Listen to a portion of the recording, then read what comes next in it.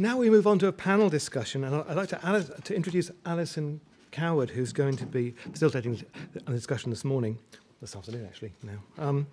Now, Alison specialises in bringing people together and making the most of their skills and talents to innovate for business. In 2009, she founded Bracket, and Bracket is a creative collaboration agency which develops strategies, facilitates workshops, builds bespoke teams, manages projects which bring people together to help business develop and to deliver new ideas. Prior to founding Bracket, Alison also ran the Enterprise Centre for Students and Graduates at the University of the Arts. So, Alison, over to you. Good afternoon, everyone. It kind of looks like you're all sitting next to somebody, but if you're not, can I just ask that you kind of move together? So I'm just going to ask you to have a bit of a chat for the next 5 minutes. So if you're kind of sitting on your own, do you mind? Open innovation, obviously, it's all about opening up, so I'm going to hand over to you for the next sort of 5 minutes, and we're going to have lots of questions and answers from you. We've heard from our 5 speakers, who've obviously got a lot of expertise and practical experience in running open innovation initiatives. But as we're well aware, from the principles of open innovation, there's also a lot of knowledge and experience out there as well. So what I'm going to ask you to do is just to have a chat with the person sitting next to you or people in your vicinity about the things that you picked up on from the presentations, also any experiences that you've had and any particular questions that you've got for the panel about taking some of these ideas forward. So off you go, 5 minutes, and we'll come back. Okay, everyone.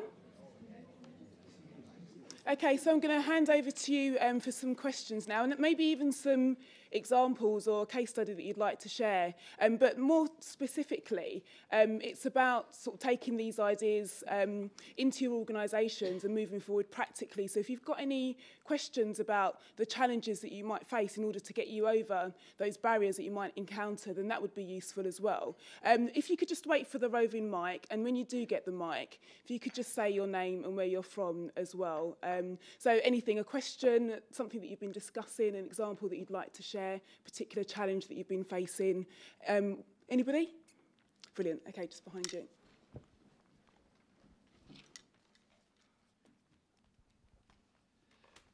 I wanted to talk about the spiral model that we saw just before the break, and express a concern that a lot of what we've heard this morning has been kind of the front end of the spiral. And there's a possibility that there's a sort of glamorization of the front end of innovation. Oh, here's an exciting idea. Here's a challenge. We've got a solution. We've got giving some money to solve a problem. Here's a really brilliant app that the doctors can put on their phones. That kind of stuff, and that's really good and valuable and exciting. But if that's the sexy bit of innovation, and the tough bit of innovation is stages 5 and 6 of the spiral, which is actually getting it institutionalized and getting the kind of change embedded and integrated into large public service organizations, that's the bit that we've not been talking about. Can you just say your name and where you're from, please? I'm Richard Variard. I'm an independent consultant. Brilliant. Okay, and what I'll do is I'll just take another question, and then we'll have another discussion about it. So is there another one? Another question? Just behind there.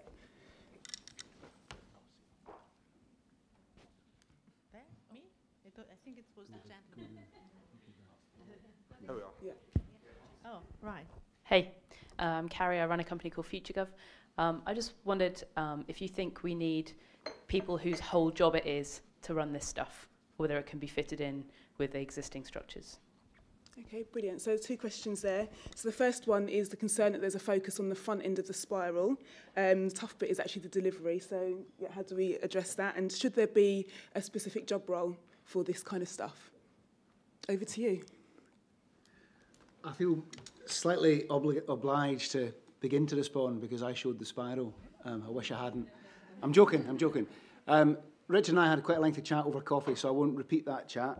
But for those that can't remember it, it goes prompts, proposals, prototypes, sustaining, scaling, and systemic change. And it's the scaling and systemic change, I think, that Richard's flagging. And I'm going to hand over to at least my 2 colleagues to my left, because we've just begun to talk about this in terms of, there probably is no one way to embed all of this stuff and to execute those ideas and ensure they stick. There's probably hundreds of ways, but do you guys want to pick up on that? Yeah, I'd like to add something. You're right, it does often come across as the sexy bit, but actually it's not the bit that we're very good at. I mean, in terms of the council, we tend to come in at the other end. We tend to look at an evidence base built up somewhere else. Something else has been tried and the value's been demonstrated elsewhere, and then we apply it and scale it. So it may not be the sexy bit, but we're actually better at, I would say, the implementation and the piloting bit. That's just my observation of what we do at Camden. But I think with us in York, the way we've approached that is you come up with the ideas, you refine it through a workshop, and then you come up with a business case for the pilot in the first place. So you've actually kind of formulated something that has boundaries, it's got a beginning and an end point. So the actual pilot itself has got a bit more structure than the initial kind of gathering ideas.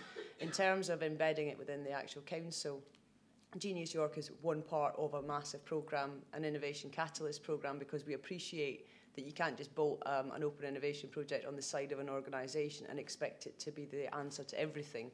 But what we use the Genius programme for is to raise aspiration in the council, to engage the people who are enthusiastic and want to be part of that kind of process, and also to create that permeability between the council and the external partners.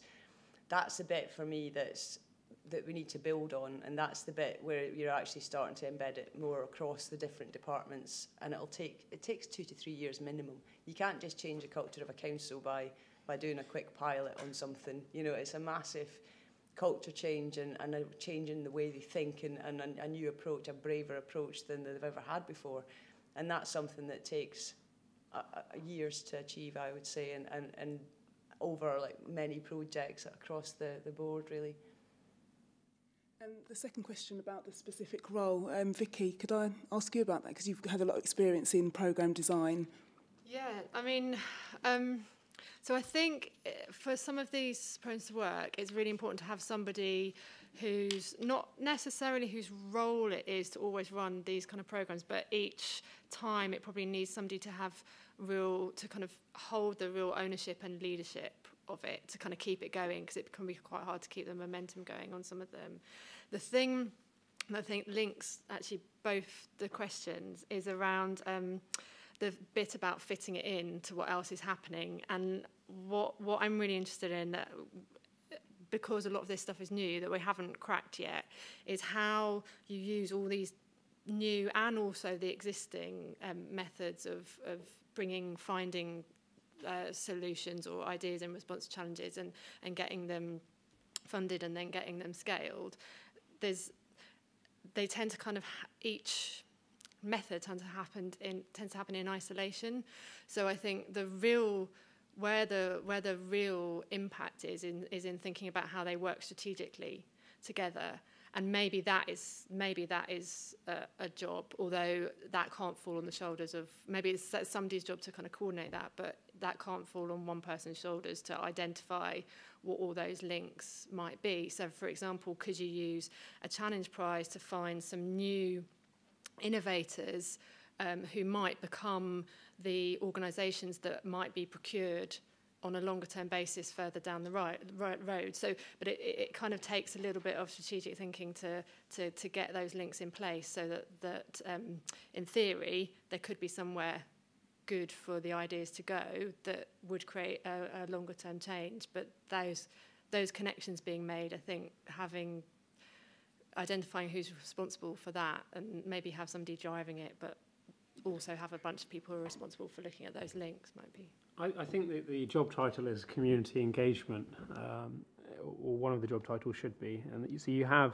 I think the smart thing to do is, you've recognised that there exists talent outside of your organisation. You don't own all of the talent, so you want to be outcomes focused. I think you want to have an idea of what the service you're delivering aims at, and then the smartest means to achieving that will often be making good use of people outside your organisation. So a community engagement person, I think, sort of does that stuff for an organisation, and I think probably more, it's common to have this role in tech organisations, and probably more public sector organisations should have a more prominent person in that role, or a greater emphasis.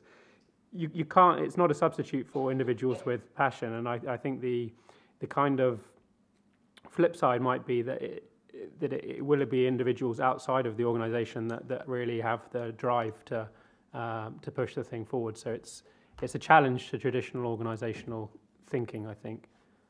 So around ownership and deciding what it really is you want to achieve. Brilliant, thank you.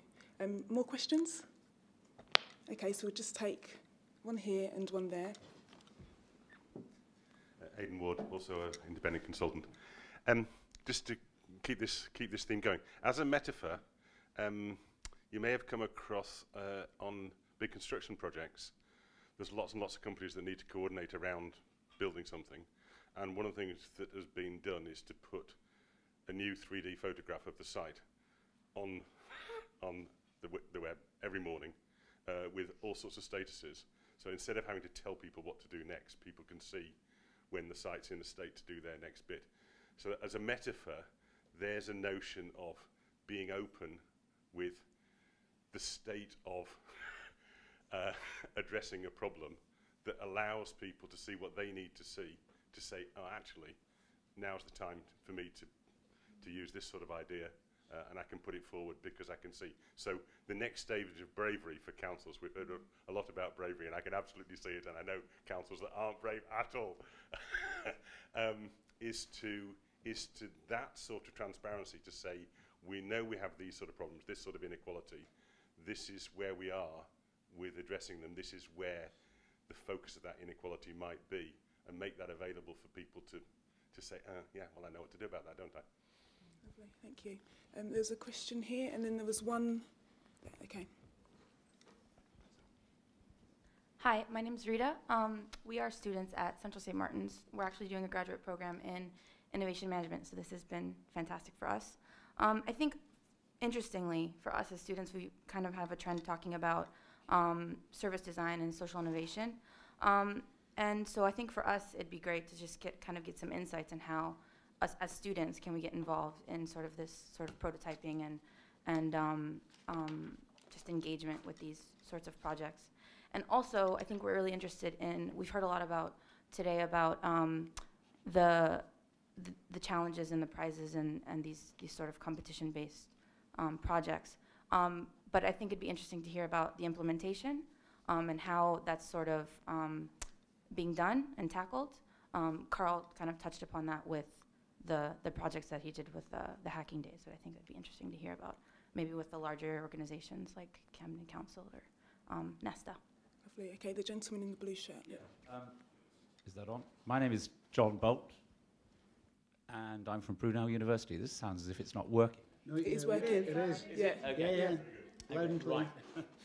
Okay, other end of the scale from the young lady down there. But first of all, I would like to say what a fantastic array of case studies. I'm really impressed. I think totally excellent. So well done, everybody.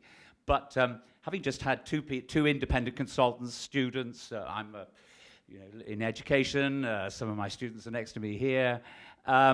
We're the public service people here, and I don't think there are many of them, are there? You know, the heads of charities, the heads of all the wonderful councils and organisations we've got in London alone. Where are they? And very sad.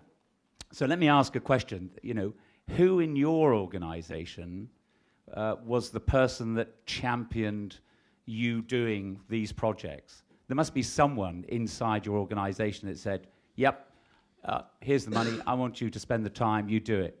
And what was it, do you think, that got them turned on to it? And if so, how can we do more of it? Brilliant. Okay, well, those questions are actually quite linked, aren't they? So you've got some students here saying, actually, you want to be those people in those organisations doing this kind of stuff. And actually, there's none of those people here. So first of all, how does a student or somebody aspiring to work in that area do so? And where are the people now? How do we find them? Who are the people that championed you to move forward? I'd like to return to stressing doing stuff as a good way to sort of proceed. So with the hack day, I had the idea that it would happen, irrespective of whether or not I found anybody to pay for it. And it was going ahead, and it was going to be this particular thing. And then I just pitched people. So we had fairly early on, Sir Muir Gray, who's the NHS Chief Knowledge Officer, found the idea compelling and sponsored us to do the first hack day.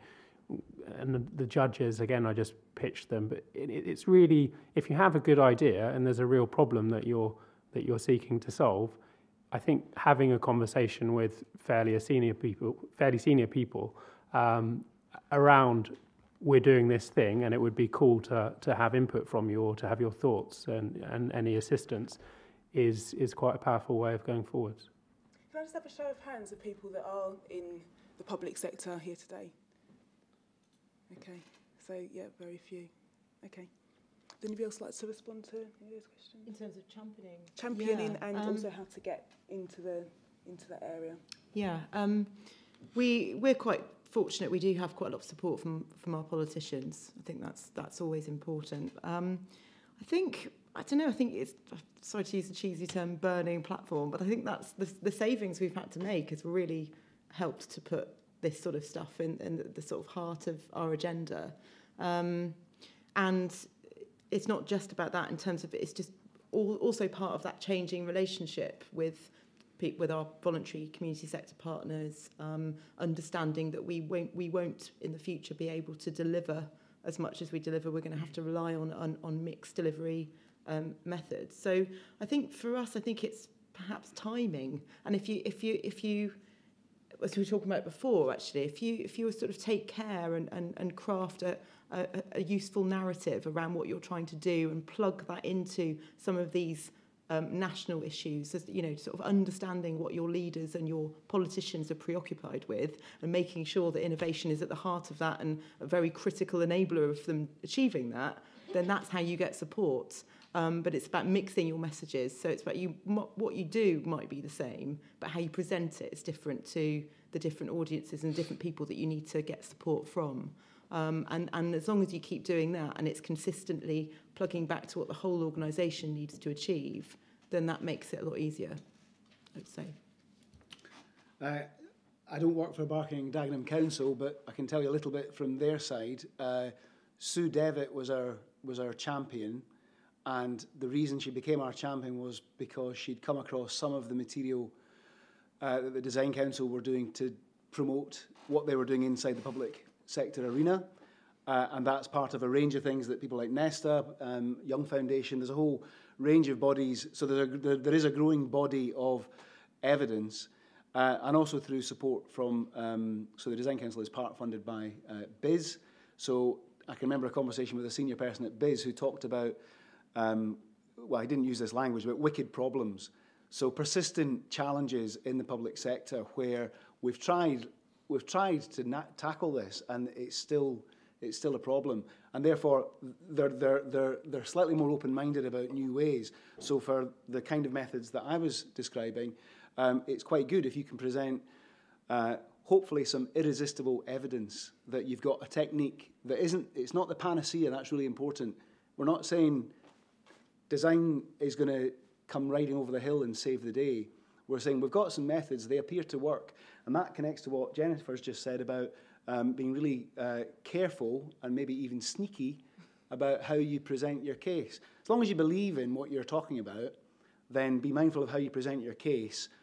Arm yourself with some irresistible evidence, which comes from what Carl was saying about just getting on and doing something.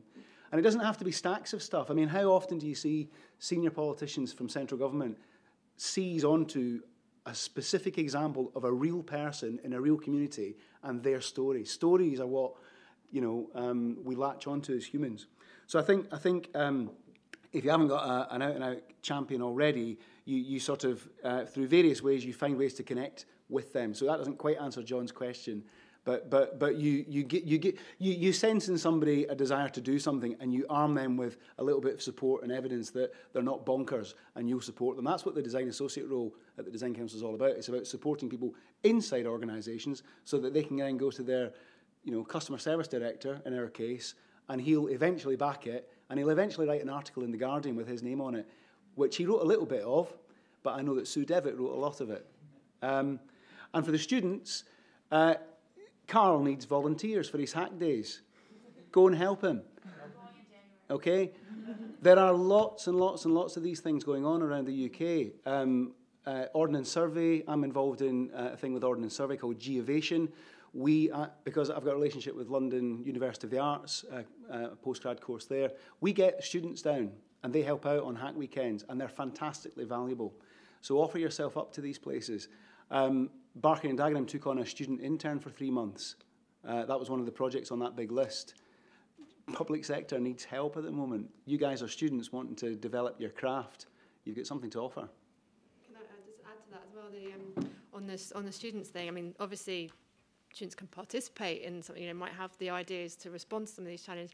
Also, I've seen some really interesting, I mentioned the kind of growing number of platforms and organisations working in this area. Some of them are coming out of groups of students working together. So there's something called Marbler, which is working with scientific data.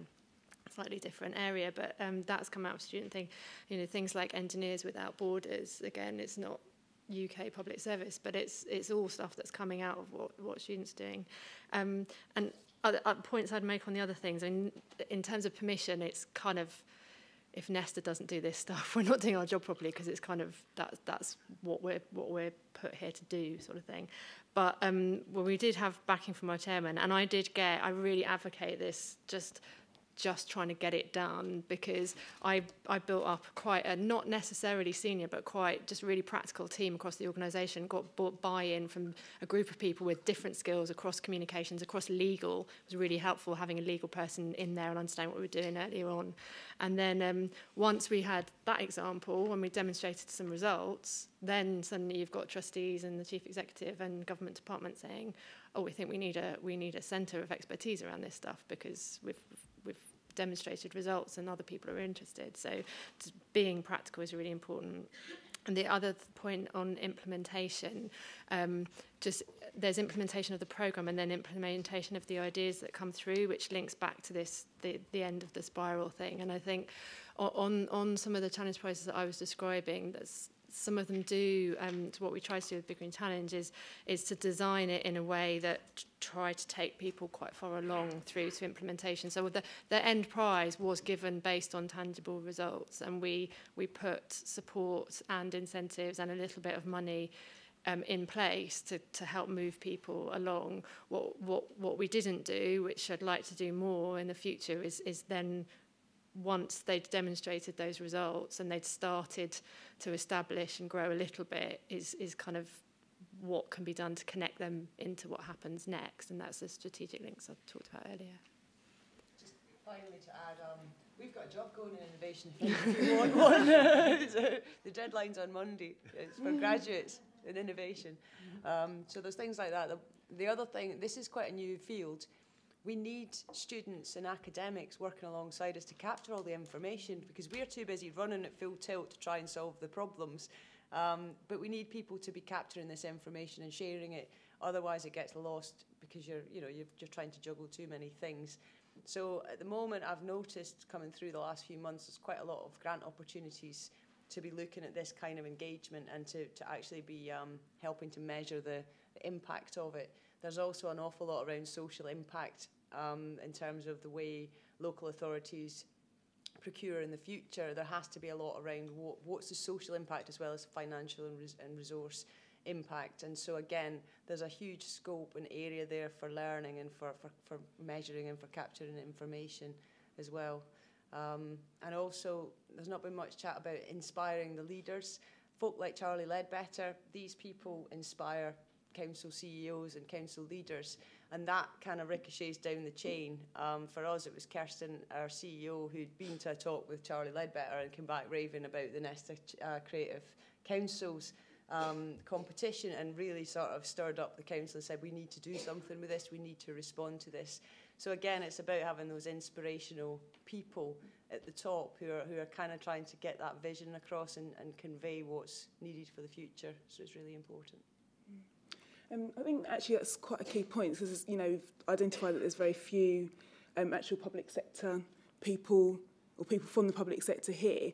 So obviously the few that are here are those that are kind of starting to champion, but they're going to have massive barriers going back and trying to sell this stuff to their colleagues. So what tips would you give?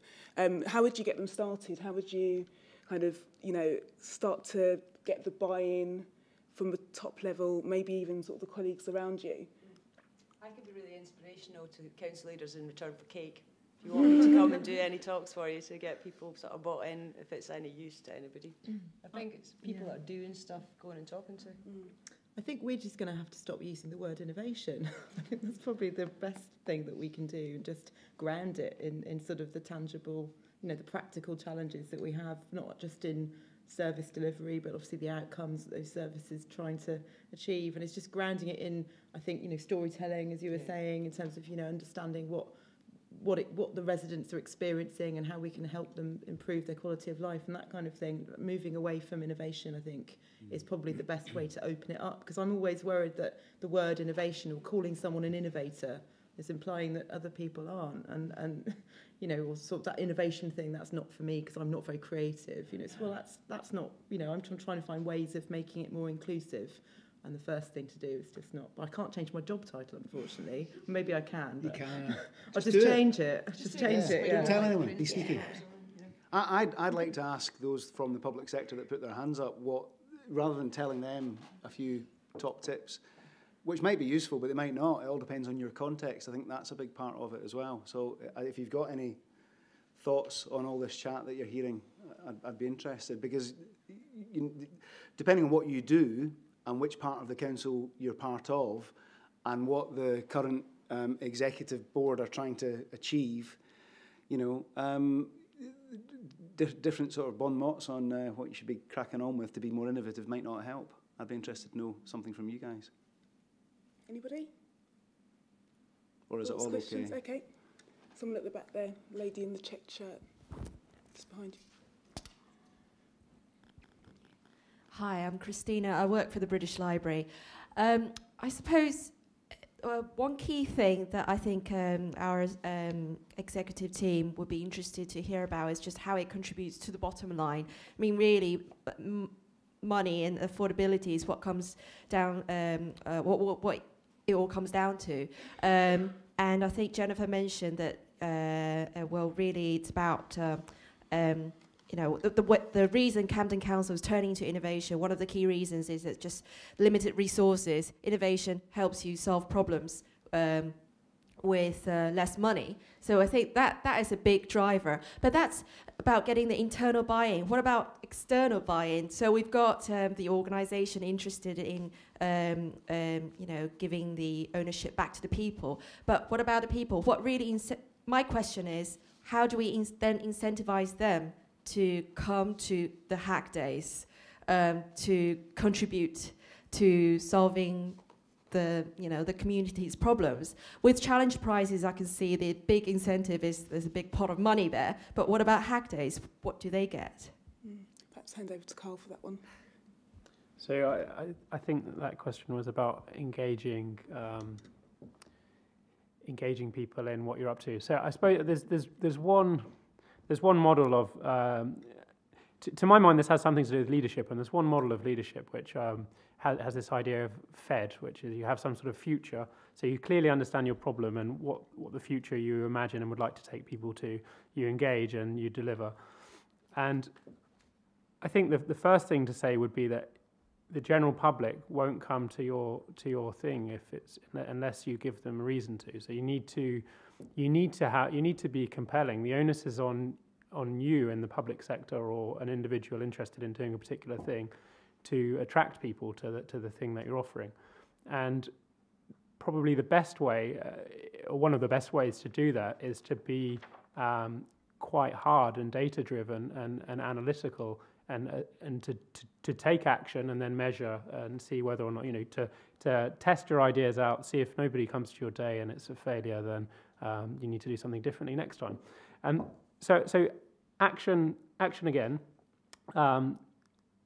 And I think the other thing I wanted to mention, actually, when you're talking about the bottom line being financial, I don't think the bottom line is financial. I think there's always a finite budget. and there's always organisational challenges. But the bottom line is deeper, and it ought to be deeper. What's good for the economy isn't necessarily good. There is a bit more out there, and we should be driven by our values, which are wider than purely how much money is in the UK PLC bank. So I think be a bit more aspirational. Of course, it's a constraint that there is only so much money, but the objective is delivering the particular service or achieving the particular good thing in the world that you wish to achieve. Can I add something? Yeah. A lot. Sorry. No, I was just going to echo that as well, and also just say that actually, although the challenge prizes is there is a kind of obvious thing if the prize is cash, but sometimes the prize isn't always cash, and we've found that cash is the thing that hooks people in, but often it's not always the thing that keeps people working towards the goal and keeps people on the journey, and that is often about this kind of, if you're really specific about the goal and the goal is really important to people, then they care about working together to make a difference on it. So. Same thing. The experience we've had with people who want to engage with this programme, it's about the fact that they want the people who live in their community to have a better quality of life, or to be able to, to get on in the world better, or to have a better transport system. It's not. Cash often puts people off in a sense because it creates an expectation. We're actually just asking people how we solve problems, and then using the money, and we were very careful about how we phrase this on the platform, using the money to enable the project to happen. So you're actually saying this money and this support is here to help you take your idea from here to here. It's not about you getting a cheque that you can sort of go and buy beer with. It's about enabling the project and providing that support system and ecosystem around the person to make sure that they can take their idea forward. And that's the most important thing, it seems, from the folk in York for the project. I just to finally add, I think the bottom line question is a good one, because some people will always view new activity through a very quantitative lens. And on the first meeting with Sue Devitt for that Parkin and Dagenham project, when I went into her office, she had a list of 5 headline areas that she wanted to be able to measure the project against, one of which was a financial one. And the project did deliver some very explicit financial sort of gains. They were small, but because it's a repeatable model they've developed, they will develop over time to do with how resources deployed throughout the council, for example. They were able to measure that. So being clear, we were having a side conversation about measurement at some point, being clear about what you're trying to measure and being conscious that some people will want to see a financial return of some sort. Although, as Carl said, pots are usually finite, and there's a cycle that you're working through, and so on. In the public sector, unlike the private sector, we're in a funny sort of way, we're trying to have less customers, not more customers. The sort of different measures of success. Do you know what I mean? Like it's all about the more customers spending more money is a good measure of success with a company, whereas maybe less customers using the service could be a measure, I don't know. But I think one of the ways to begin to tackle that financial thing is all about displacement of budget and making a case that maybe investing a little bit of money now will save you money downstream. There was a council in the north of England who attempted a recycling, at surface level it was a good idea. Let's give people orange bags as part of the rubbish round, ask them to chuck in clothes that they don't want, and we'll pick them up. We don't have to send out an extra wagon or put them in an extra bin. We'll just utilise the spare capacity in the existing bins, and all we've got to do is spend 80 grand on some orange plastic bags, and the town can have a new stream of recycling clothes. The bags burst, so the clothes got contaminated. Some people just put rubbish in the bags, and the local charity shops were up in arms. It was a massive failure from all sorts of angles. And the guy said, you know what, I wish we'd done it with one street for 5 grand rather than a whole town. Would have lost 5 grand, but we wouldn't have gone on to lose 80 grand, plus all this additional exposure about us wasting money on crazy ideas. Just try stuff like Carl says, but just think about it mindfully and do it small to start with, and then create evidence that this stuff can save money downstream. And just very briefly, I suppose 3 ideas would be around the lean startup stuff. So testing and iterating, designing with data. stuff around peer production. So there's a plurality of motivation out there. Yoshi Benkler's The Wealth of Networks I'd really recommend. And that was my final thing. So the final, I've forgotten my third point now. Should we come back to it? We can come back to it. Have you got any more questions out there? Excellent. Okay, one at the back there. Hello, I'm Irene from the British Library, the Business and IP Centre. This question came to mind when I heard the NHS Hack Day presentation, but it may apply also to the people from the councils. I have experience, before joining the British Library, I worked as an innovation management consultant with a lot of public organizations. And I want to ask how this open innovation process fits in with the current public procurement regulations, and if there are any obstacles in the current procedures that prevent it from being implemented in the end.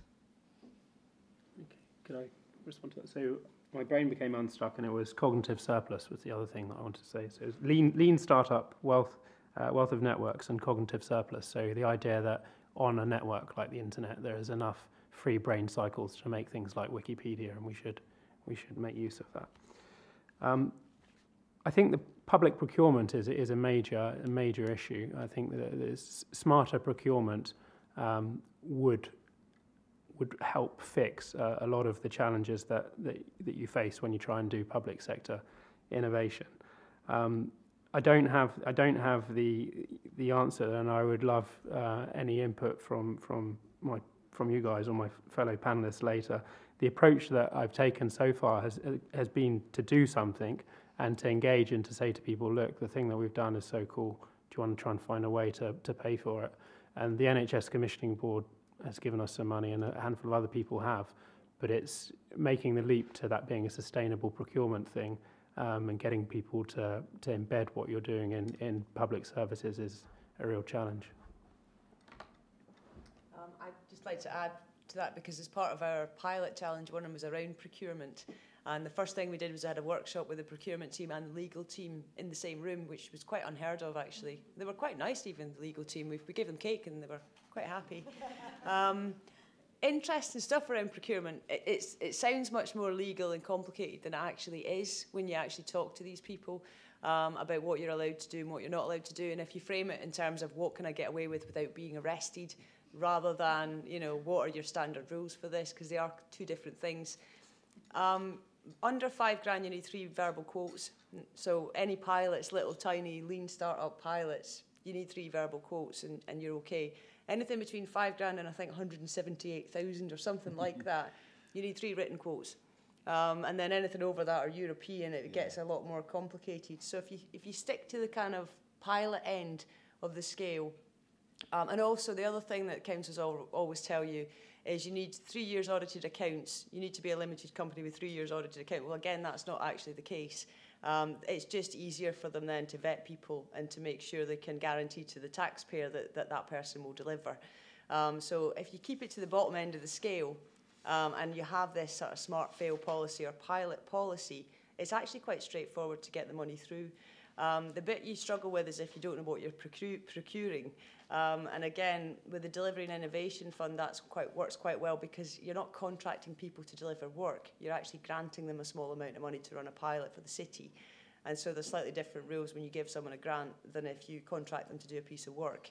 And again, once you've got to the end of your pilot, you've then got a business case or an idea as to, then you can write your procurement document based around the evidence you've already received, so you kind of know what you're looking for by then. So that might be one way of doing it. Yeah, okay, just one more question at the front there. Sorry, I just wanted to add something on the subject of procurement. I work with Jenny at Camden Council, and I actually think that people like Carl could add a lot to the procurement process, because one of the biggest problems with it at the moment is cumbersome software and interfaces. Because I don't know if anyone has ever tried to bid for some funding from the Learning and Skills Agency, but I'd rather try and hack my own face off. So, That's a different kind of hack. Yeah, different kind of hacking. So I really think that software developers could have a role to play at making procurement more accessible, because like the lady from York is saying, the rules aren't half as complex as people like to make out about procurement. And also, if you are giving things as grants as opposed to contracts, it gets a lot simpler again. And again, under 100 grand, really you can largely do anything sensible. So I think people actually hide behind it quite a lot, and there's a lot that sort of innovative people and kind of people with ideas can do to change that. Brilliant. Okay, I think I'm going to wrap up. What I'm going to do is I'm going to ask each of our panellists to kind of leave on with one point, if you can. Just around, we've sort of spoken a lot about, I suppose, these two ends of the scale. You've got this idea of just doing something, just kind of, getting something out there and trying it out. And then you've got this whole kind of longer process of culture change and really embedding this different way of thinking and mindset within the organisation. So I suppose the final point would just be your kind of position along that scale. Where would you start? Where would you advise someone to start? How would you get them to, perhaps just get something going or start to implement that process of culture change? Start with you, Heather. Anyone's welcome to join Genius York. We'll make a genius wherever you're from. Just stick your city name on the end. So if you want to play, feel free to give me a shout and get in touch. And really my major sort of point for today is proceed until apprehended. Just go out and try new stuff. All right, check with a couple of folk that it is legal, and communicate in a way that you're saying to other people, we're on a journey together, we're trying to work it out as we go along, can you help us? And be quite open and transparent about that. But proceed until apprehended. We ain't going to fix anything if we don't try. Let's not have another 50,000 committee meetings about it. Let's just do something. I mean, action's brilliant, but it's not always as easy to do in a local government. I think don't ever forget the power of rhetoric and conversations, actually. It's incredible if you look back on sort of a 6-month period and actually notice how a discourse has moved on positively. And if you're talking about building support and trying to get an organisation behind something, then that's, it mustn't be underestimated. And we don't work in a George Orwell novel. We can actually talk about these things before, so it's easier to talk about ideas than to wait for sign-off for an idea to do something. So that's actually, I'd say, extremely powerful, just moving the discourse on. Yeah, I'm going to squeeze one into two. I'd encourage people to follow Heather's advice, but put the word mindfully in brackets. Yeah. In front of proceed until apprehended. So think about the problem that you think needs solving, but think about all the other problems that other people will perceive as you start talking to them. So just think about how you frame stuff all the time, and sort of keep faith with the big issue that you're trying to tackle, or the big idea that you think can tackle the big issue. But just that whole business about framing problems for me is a real key.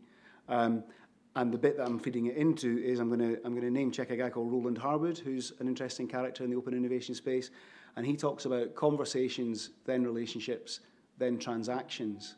He might have nicked it from somebody else because he's kind of an open guy. There's a nodding head, so it's not, if you know who to attribute it to, tell me, and I'll have a go at him. There you go. But that's really powerful because don't go in thinking we're just going to have this transaction about an innovation project, because you probably won't. So start with a conversation. I think be a philosopher-scientist. So be a philosopher in the sense that you understand deeply and clearly what it is that you want to do and why.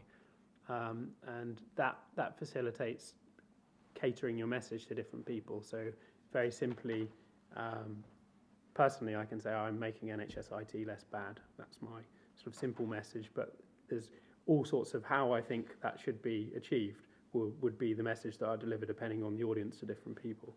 And then be a scientist in the sense that measure how what you do changes the world and takes you towards your goal. Be quite hard and about that, I think, and reflective.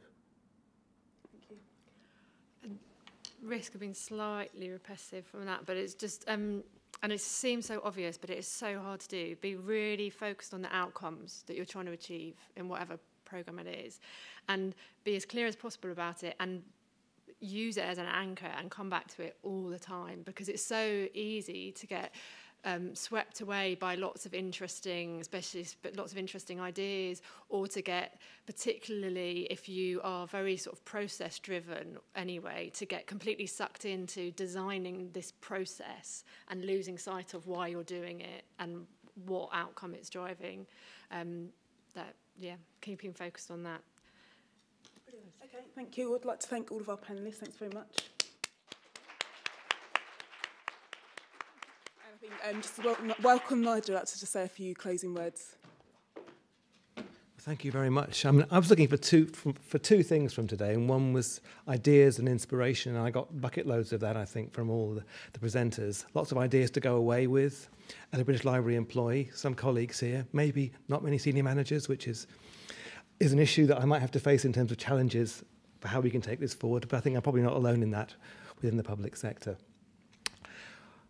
The presentations will be available. I'm going to be sending out a survey to everybody who attends today, and if you complete the survey, you can ask for the presentations to be sent to you. Also, you can ask for information about other projects I've mentioned today. We have been filming the event today, so we are going to be putting the clips up on YouTube over the next few weeks, so that there'll be an opportunity for you to see them there as well and share those.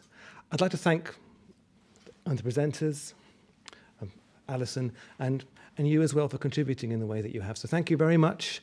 Have a really nice weekend, and thanks very much. And hopefully we'll hold another event here over the next few months that you can come to as well. So thank you very much.